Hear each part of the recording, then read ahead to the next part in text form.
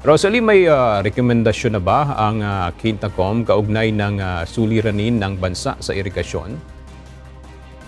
Ang diin ng administrador ng National Irrigation Administration o NIA na si Eduardo Guillen na nangangailangan ng mas maraming irrigation facilities sa bansa. Isaan niya ito sa susi upang mapataas ang productivity ng sektor ng agrikultura. Kabilang ito sa mga binanggit ng opisyal ng humarap sa pagdinig ng House Quinta Committee ngayong araw.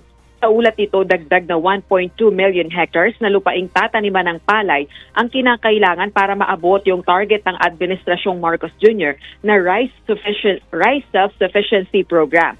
Sa kasalukuyan, sa buong Pilipinas, 1.2 million hectares lamang ang natataniman ng palay ng NIA sa 1.7 million hectares na assisted irrigation facilities nito. Ito ay dahil ang ibang bahagi nangangailangan ng repair at restoration sa mga pasilidad samantalang ang iba ay kinukulang ng patubig ayon kay Guillen.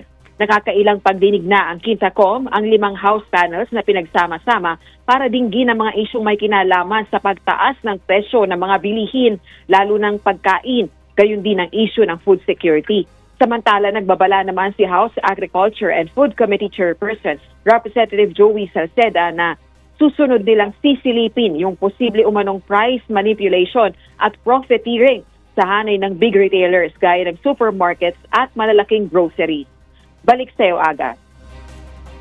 Maraming salamat, Rosalie Coz.